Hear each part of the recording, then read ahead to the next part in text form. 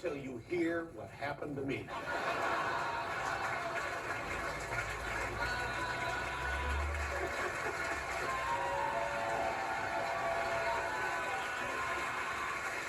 You are not going to believe this.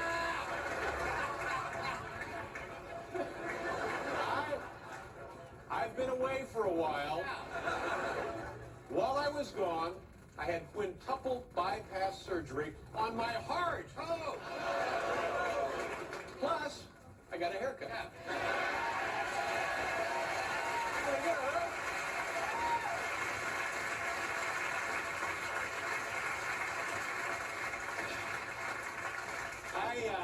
Ladies and gentlemen, after what I have been through, I am just happy to be wearing clothing that opens in the front.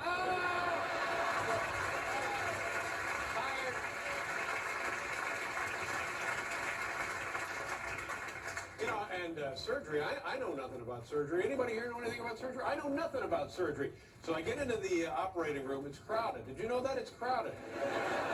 They got a lot of folks in there. They got like 3 surgeons, they got like an anesthesiologist, they got like 3 nurses, Paul and the band. I mean, how did you guys get in there?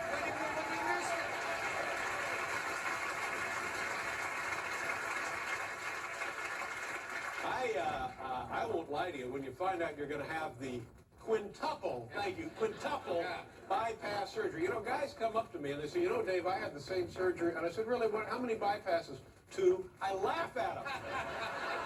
2. You're not trying. Pick it up a little. 5. 2. Come on.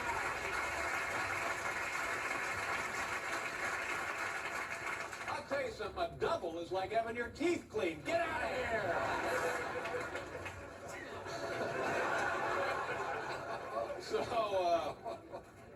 So anyway, when you find out you're going to have the bypass surgery, honest to God, my career flashed before my eyes.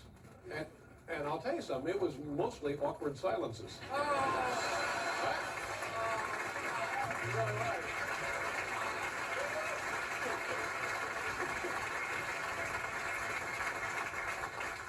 A lot of people, they say, bypass, what is a bypass? Well, let me give you an example of what a bypass is like. You know, when you're going north on the Deegan, and you start seeing signs for the Cross Bronx, and it's going to merge with the Bruckner, and you can take I-95 to the GWB, or over to the Triborough via the Hutch. Well, that's exactly what it's like. That's exactly the whole thing right there.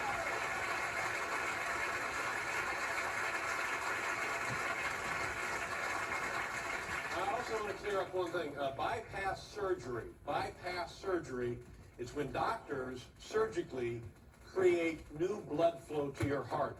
Bypass surgery. A bypass is what happened to me when I didn't get the Tonight Show.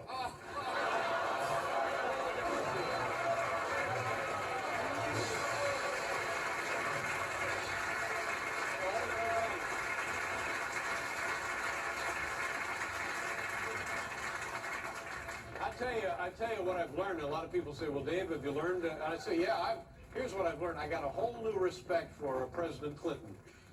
Whole new respect for President Clinton. You know, for years and years, I made fun of the guy. I now have the utmost, ultimate respect for this guy. I spent a half an hour with Hillary. Look what happened to me. A half an hour.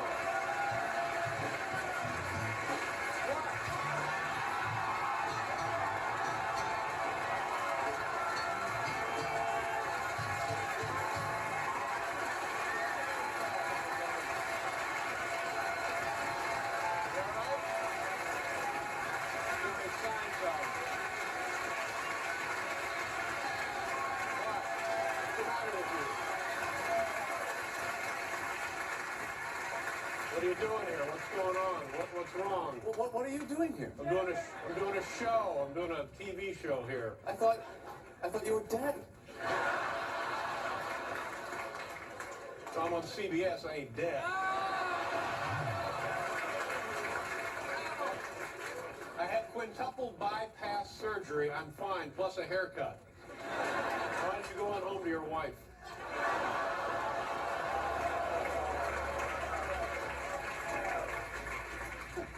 You know where to reach me, right? Oh!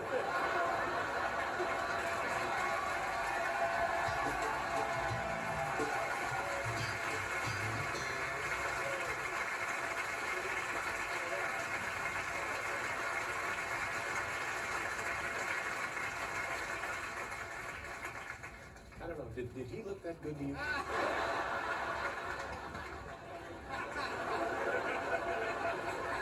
Ladies and gentlemen, it's my good friend Paul Schaefer.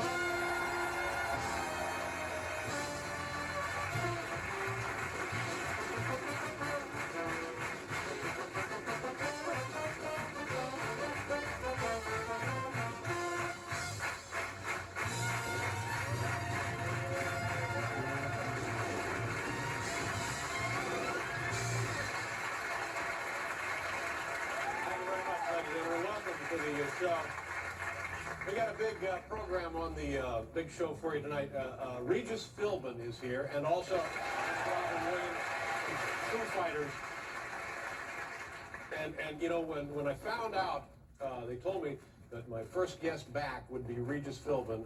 I said, I'd rather have the surgery again.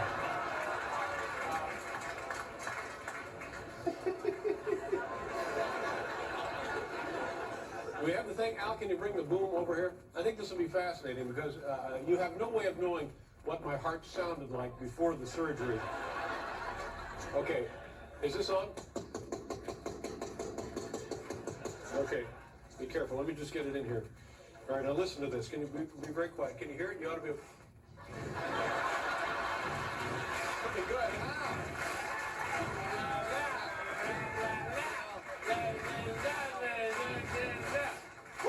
Wow, you sound great. All right, get out of here. Get a head wound out of the deal.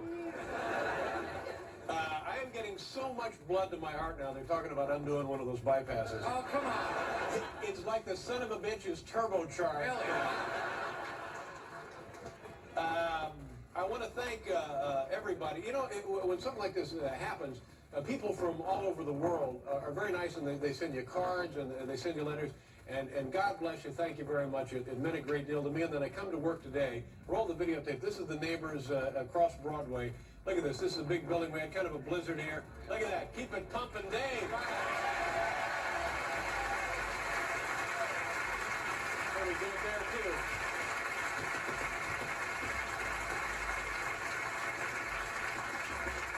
Since you people were nice enough to be here, we have a little something. I don't know if you knew about this or not, but we have a little. Everybody in the studio audience tonight gets the official Dave Letterman bypass T-shirt. Here's what it is.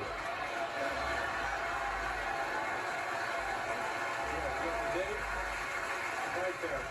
114.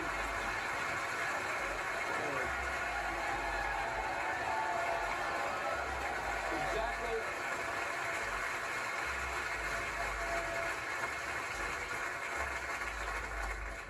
That's exactly what I look like. And if things go well here tonight, I'll take off my jacket. I'll take off my shirt. I'll show you the scar.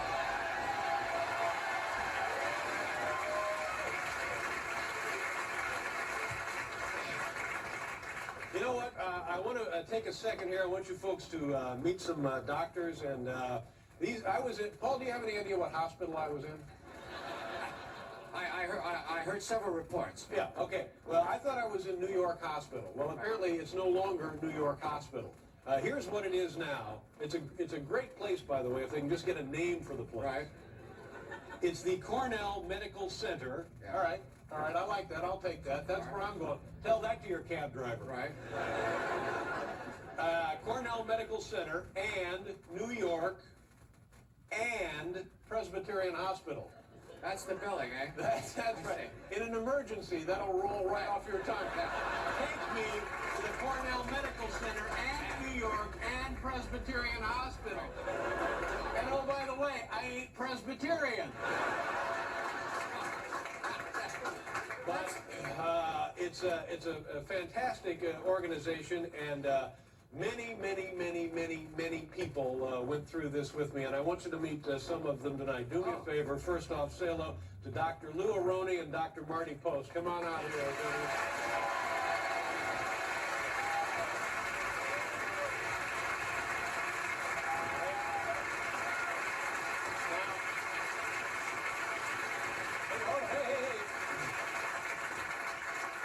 They're not giving free checkups, okay? Dr. Aroney is my friend and my doctor. I've known Lou for a long time, and Lou started this whole thing about 2 years ago. He said, let's go take a stress test, and I said, oh, I really don't want to, and he said, no, well, let's go take a stress test. So he took me over to meet Dr. Post here, who is the associate professor at the Division of Cardiology at the hospital there, and we discovered that I had the arterial, what do you call it? Yeah, some blockages, but it's the coronary artery disease. Coronary artery disease, right. All right. But at the time, we didn't need to do anything about it, maybe some medication, but no need to intervene, right? That's what we found like 2 years ago. Okay, so Lou said, Lou likes going over there for the test, and he said about a month ago, he said, let's go again, let's have another test. We go over there, and Dr. Post discovers that in my left main artery, is that right? I've got that right? I had a hand grenade. I had a hand grenade. And Lou wants me to make sure that I remind people that he's the one who inserted the Foley catheter. I don't know what that means. I have no idea. I have no idea what that means. I don't know. He's proud of that. Okay. If it's important to you, Lou, I'll mention that and pass that on. Now the other thing, on the show before we had the procedure, I was goofing around with Regis Philbin, who was right here, and I said, I think my cholesterol is a little high. Regis says, well, how high is it? And I said, it's 680. Well, so now people are coming up to these two guys, they say, how could you let his cholesterol get so high? 680, you butchers, you murdered him. It was never 680. It was never 680. In fact, right before the surgery, it was 170. Am I right? It was 170. So lay off these guys. Sure, Lou wanted to handle the catheter, but lay off them. Okay, so then these are the guys that found the problem, and the cholesterol was not 680. Now, this next gentleman, come on out here, sir. Do me a favor. This guy and I are in the same business. We put people to sleep for a living. This is Dr. Pavel. That's your first name, Pavel Illner. And this is kind of funny. Remember this? We're going down the hallway to the OR, and I'm on the gurney, and as we walk by, a woman comes to us, and she's just in the hall visiting, or I don't know, looting the gift shop. I don't know what she was doing. And she said, oh, look, there's David Letterman. And this gentleman, Dr. Illner, said, don't worry, Mr. Letterman, we'll have her intubated. A pretty good joke, ain't it, under the circumstances?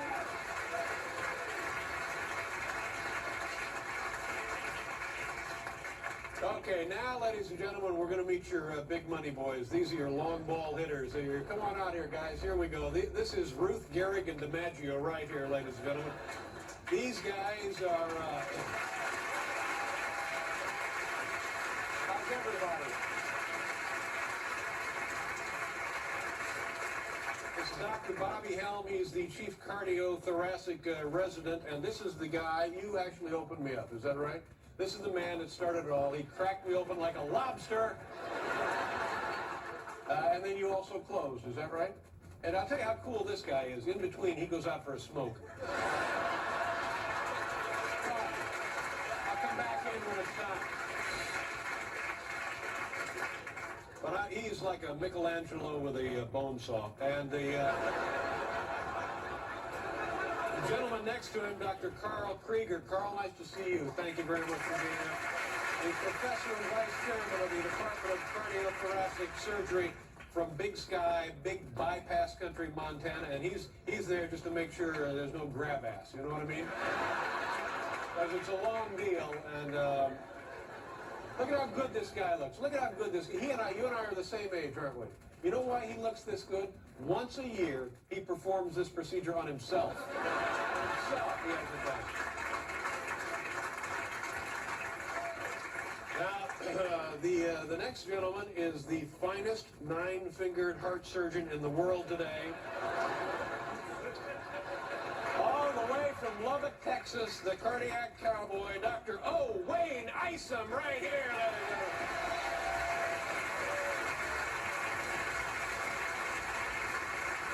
Dr. Isom is the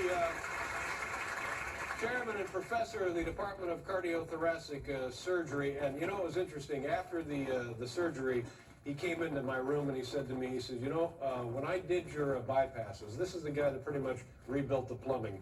And he said, when I did your bypasses, and he said, I'm tying those sutures, he says, I felt good. He said, I really felt good. He said, I was hot. I was on fire. I was in the zone. And I want to tell you something. After surgery like this, that's exactly what you want to hear. That's exactly what you want to hear.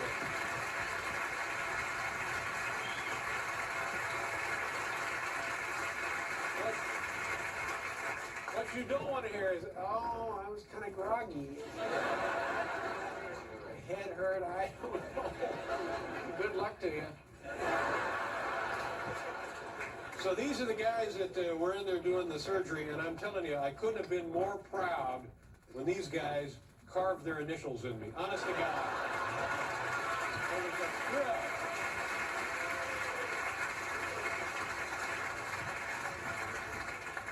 Okay, now we're getting to the end of our awards presentation here. Here now are the real heroes of medicine. I'd like you to say hello to a couple of nurses that helped me out. This is Donna Riley. She is the nurse practitioner of cardiothoracic surgery. A wonderful woman.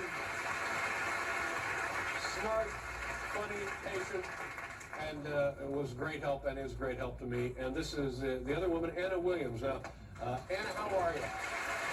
Nice to see you.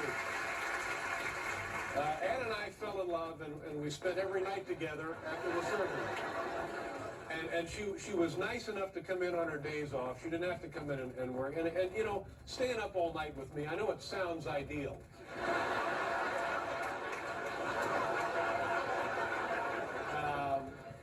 But my God, she was, you know, and I knew like the second night I was starting to get on her nerves because she said to me, you know, you can have as much morphine as you want.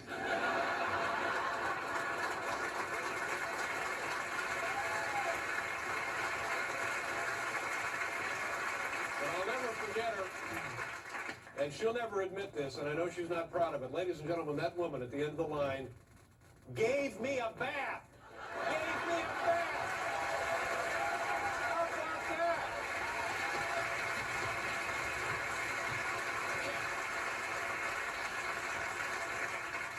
So it was 5 weeks ago today that these men and women right here saved my life. And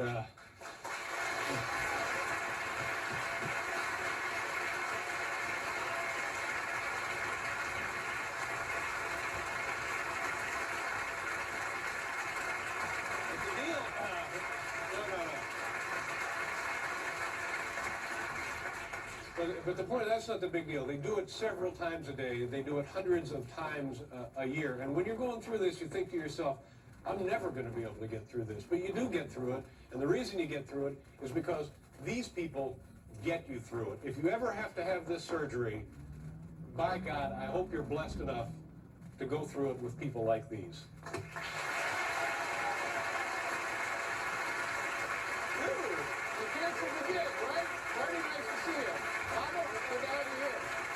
Good to see you. Oh, thank you very much. Oh, Wayne Isom. Donna, thank you very much. Good to see you. Anna, how are you? Everything all right? Thank you very much. Everything all right, ladies and gentlemen. Your medical